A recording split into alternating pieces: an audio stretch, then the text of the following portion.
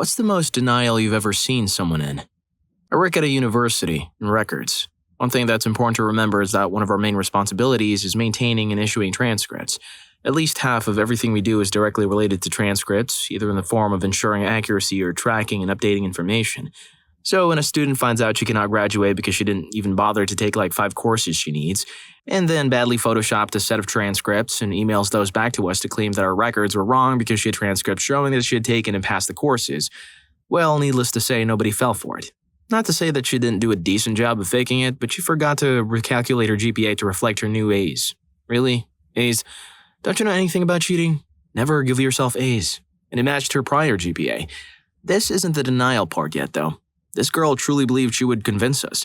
She just kept insisting that we were mistaken, so she had her parents come talk to the bigwigs, and the whole time they met with the bigwigs, the parents just kept saying, "Well, we think our daughter is right. Who would lie to their family and have them fly all this way out here and waste all this money? Why would anyone do that? You guys have made a mistake." Hate to burst your bubble, guys, but wish I could tell you more. We held graduation like normal and she didn't participate. At this stage, if there has been any follow-up on it, then they've kept it kind of quiet. To be fair, they, the administrators, don't really want to be too open about it all, and it isn't something that I'd know about through work normally. So unless they keep doubling down on the denial, chances are I'll never hear anything else about it. Lastly, I asked if nothing else had transpired after that last meeting, except the mother appeared to slowly be doubting things. But that was after a 3-hour meeting with my colleagues, boss, and my boss's boss. Another, we kept getting angry letters from a dad of a student saying his daughter told him that we refused to issue tuition receipts he needed for his income tax. We told him she dropped out partway through the first semester and we had not seen her since. He assured us she had completed almost all the coursework and had even done 2 placements. He refused to believe what we told him and got angrier and angrier. By the way, his daughter's email name was Sweet Little Princess 316, and so on. Finally, the dean told him he refused to discuss the situation with the dad over the phone, but would meet with him anytime as long as the dad showed up with the daughter. Dad then told us that the daughter refused as we had been abusive to her and she was afraid for her safety. Sweet Little Princess 316. That's funny. If she uses that email in the future for work, I'm pretty sure HR would have a good laugh at that. Story 2. Hope this applies, but I volunteer as an EMT. This one shift we got a call about a pungent smell coming from an elderly couple's apartment. Dispatch assumed it was a gas leak, and the protocol for handling such cases states there has to be an EM team on the scene, ergo us, the EMTs. We showed up at the address and followed the stench into a small rundown apartment. The door is cracked open, so we walk in. An alarmed geriatric welcomes us. He claims all is in order and politely shows us towards the exit. Alas, as we turn to leave, I catch a whiff of the most vile and putrid stench to have ever existed. One to make an anosmic tear up. It takes all my zen not to go into a feat of projectile vomiting. At this point, we're all gagging, so it's clear that we've come to the right place. The head paramedic quickly tracks the scent to the bedroom. Inside, strewn, yes, strewn, on the bed is a badly deteriorated body of a woman. Very gruesome. The man, however, seemed nonchalant and completely oblivious to the presence of a corpse in his bed. Furthermore, he was convinced she was still alive, and seemed pretty pissed at us for claiming otherwise. He went on to have a full conversation with the body while we filled out paperwork. A pathologist in the morgue of a hospital we frequent later told us the deceased lady's husband had S3 Alzheimer's disease. He was suffering from anosognosia, refusing to believe he was ill and that his wife was dead. It was a sad day. Story 3. Okay, so I have the perfect one for this thread. There's been this fellow who somehow ended up on my Facebook friends list. Been on my list forever and has always posted a lot of stuff about fringe, 14-type topics. Nothing that unusual, though. Well, just recently has been on a posting spree about how the Earth is really flat, and everyone is being completely fooled into believing that it is round. The first post I saw I thought it was a joke, but as I went further I realized that, in fact, this guy is more than dead serious. He's fervently adamant about it. He's opened a whole album in which he has posted random pictures and diagrams and such proving the Earth's flatness. Each post and picture has a seemingly endless comment thread, mostly people telling him how completely crazy he's being. Others are highly supportive as he obviously has found a group of other people who firmly believe in a flat Earth. I was entranced. Once I started reading, I couldn't stop. I couldn't wrap my mind around how someone could logically come to the belief in 2015 with an astounding amount of data proving otherwise that the Earth is, in fact, flat. I needed some data, something, anything to get even an inkling of how this thought process and the whole thing was put together.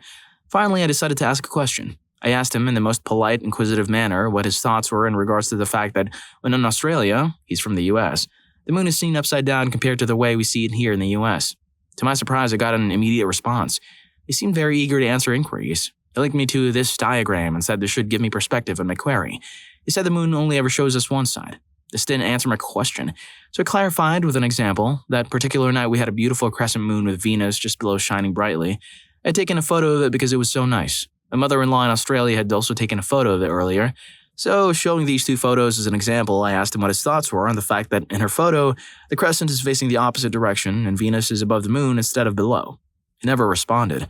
He believes that the southern hemisphere does not exist. That flights to the southern hemisphere cannot be tracked, that if you attempt to track them, they just disappear in the middle of the ocean and posts videos supposedly showing this happening. As someone who has lived in both the US and Australia and has made the flight back and forth many times, I found this particularly funny. One of his key articles of proof is the fact that the horizon does not appear curved, it appears straight, and that if the Earth was round, it would obviously be curved. He believes all photos from space are fake and that we don't actually have any real pictures of the Earth from space at all. I could just go on and on here. It's just amazing to me how someone could come to this belief.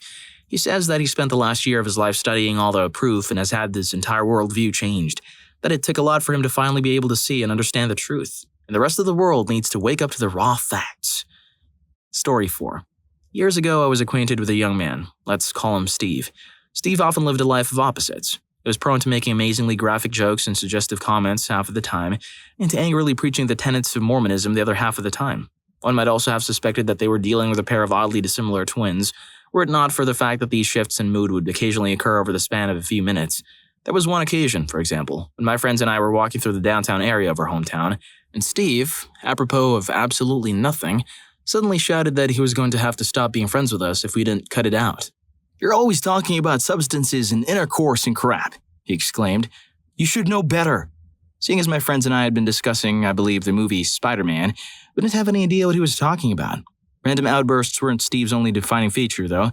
He once loudly complained about a debate that he'd had with a mutual friend, saying, "Mike just doesn't get it. He argues wrong. He uses facts and logic and stuff." If that sounds unbelievable, then you might want to stop here. Following his firing from a local business, which Steve claimed had occurred because he'd make all the other employees, his manager included, look bad, Steve decided to get a job as a long-haul trucker. He allegedly passed his interviews with flying colors and was all set to start pulling down a supposedly generous salary, as he gleefully informed anyone who would listen. Then he got attacked by a parked car. What actually happened, as far as anyone can tell, is that Steve got upset about the presence of the automobile for some reason or another, or possibly at its owner. In retaliation, he attempted to punch through one of the windows and promptly broke his hand. Not only did he insist that his injury had made him ineligible to become a trucker, but he also made the argument that he hadn't been at fault in the slightest. To hear Steve tell the story, one would think that he had no choice but to punch the car, and that it was the window's fault for not breaking. Last I heard, he still maintains that perspective. Steve and I just checked, still connected via social media. A quick glance through his recent activity shows that he may have learned from some of his previous mistakes, and if he has, then I congratulate him. I don't think I'll be reaching out to him, though, as our last in-person encounter ended. And again, this is completely true, when he decided that I, and a few other people, were actively plotting to let his own car get stolen. This car, I should mention, had very little interior, only one seat, and had been purchased for $200. It also didn't have any windows, but that may have been a safety feature for Steve. Don't know about you guys, but it kind of feels like everyone knows a Steve who's like that. And I also know you were going to hit that like button and subscribe to the channel even if I don't ask, right? Story 5. My parents, on two fronts. For some background, my parents are cruel a-holes. I've had almost no contact with them for years, and my life is better for it, and I'm a much better person without their crap hanging over me. Last year, they fell in with a money-forwarding scammer. I haven't heard the entirety of the story, but it involves promises of tens of millions of dollars from a small outlay on their part. Of course, they lost their small outlay, which was in the tens of thousands. Apparently, most of this I'm repeating the secondhand from a cousin who keeps an eye out for anything weird for them, so I'm prepared. They then realized this person was scamming them, and had been working tirelessly at trying to outscam the scammer and achieve access to tens of millions, without the slightest thought that the tens of millions doesn't exist. They then tried to reestablish contact with me. They didn't mention anything about the money at the time, but added the usual bizarre restrictions on us meeting face to face. I would wear certain clothes, my girlfriend would wear a correct hairstyle and clothing, etc., and behave a certain way. All the usual stuff they used to pull on me when growing up. Soon after that, when I found out about their money issues, they tried a second time to reestablish contact, along with demands for cash and asking who owned the house I was living in, so they could use it as collateral for a small business issue. I told them to screw off. The most recent news I have as of last month is they've not only lost the family home and an investment property I was unaware of, but they're up to their eyeballs in debt, have borrowed metric tons from friends and other family, all going towards the scammer in attempts to get their money back. Their total debt is now well over $400,000. If I were to sum up the source of their problems when I was growing up, it's that they're total control freaks, and if anything or anyone steps out of their decided control arena, they'll sacrifice everything to get them back in. Their denial is complete in that they still think they have a hope for returning their money, and on the second front, in that they believe I'll help them throw money at the problem. Right, scamming the scammers sounds like a good idea, huh? Story 6. I used to teach English in Taipei City, which is a pretty wild nightlife, especially for expats. I had an apartment close to the club district, but I'd often stay with my girlfriend for the night. I had a buddy, Joel, who lived outside the city but loved coming into town to party. One night I told him that he could stay at my place and sleep in my room while I was away. He was really grateful for the hospitality. So the next day I noticed that my garbage can had about 3 inches of water in it. That's weird, I thought. So I called up Joel to ask if he'd poured water into the garbage or what the hell happened. Right away he got all nervous and apologetic, telling me that he had a sleepwalking problem and that he probably was disoriented in the middle of the night, couldn't find the bathroom in his sleep as he was in an unfamiliar apartment, and probably pissed in the garbage can. It made sense. It looked like water because he'd been drinking all night. I laughed it off, told him it was well contained and not to worry about it. He was extremely embarrassed and told me to never tell a soul. I agreed, but told him it was really no big deal and that was that. A couple of weeks later, Joel stayed in my room again one Saturday night while I was over at my girlfriend's place. The next morning, I head back home, take a shower, open my sock drawer, grab a pair of socks, and notice that everything is soaking wet. Right away, I knew what happened.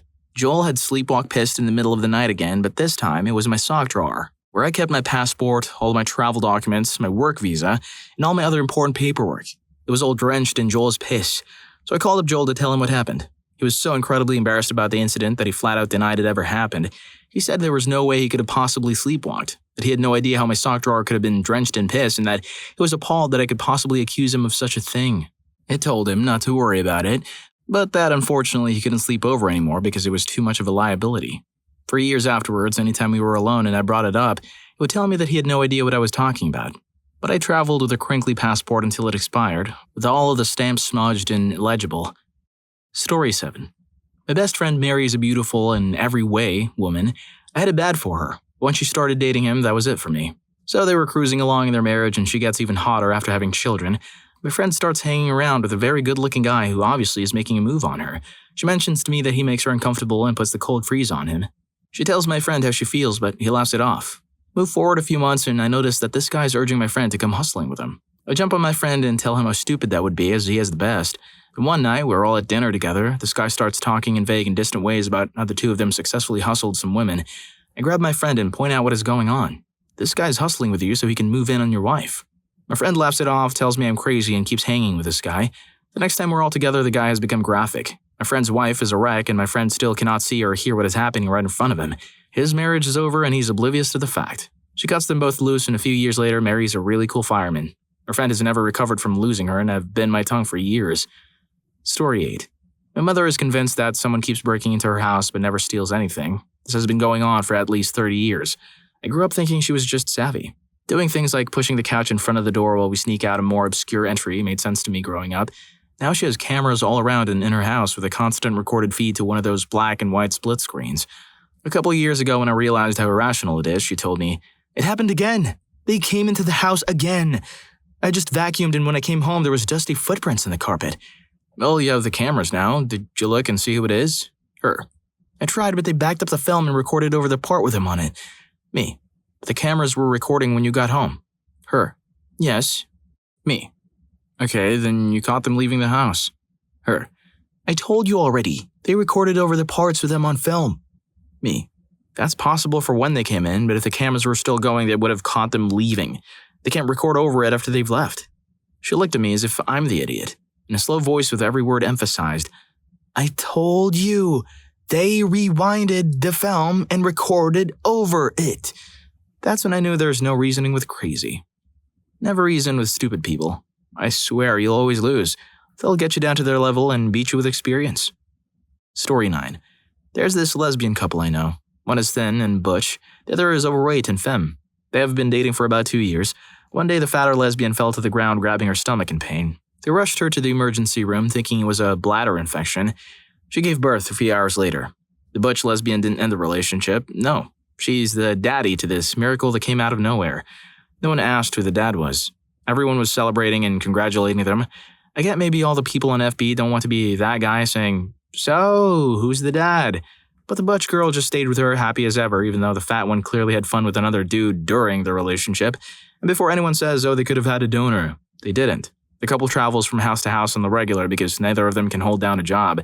And I seriously doubt the woman slipped and landed in a fresh pile of some baby juice. No, stupid. Your woman ain't as gay as you think she is. She cheated on you with a dude and got pregnant. Story 10. Bear in mind, I'm transgender, so I may be a woman now, but this was when I was a little boy. When I was 10 or so, weirdly, all the girls found me attractive and wanted to be with me even though I was so feminine and everyone outside the school assumed I was a girl with short hair. I think they found me relatable, and because I was always hanging out with the girls and doing girl things, they wanted to be in a relationship with me. This girl pulled me to one side with her friend and said, "This might shock you a little bit, but I have an honest question for you." And she wrote in her hand, "Will you be my boyfriend?" Being a kid and not attracted to her at all, I said, "Yes, surprise." So we were in a relationship, and then I broke up with her after a while because I wasn't interested. Then really close by in the classroom, I heard her saying to all her friends, "He came up to me and asked me if he could be my boyfriend," and I was just like, "No way." And I was so freaking pissed off that she would blatantly lie like that. I turned around and said, No. You pulled me to one side and wrote on your hand that you wanted to be my girlfriend. You asked me." And she just squirmed, looked really embarrassed, and said, "No, that didn't happen." Lying witch. I'm way prettier than her now anyway. Bruh, that last part got me. I hope you enjoyed the video. And if you made it this far, I'm sure you'll also enjoy, when did the I crave attention kid go too far? The dude in story 1 just really pushed his luck. See you in that video.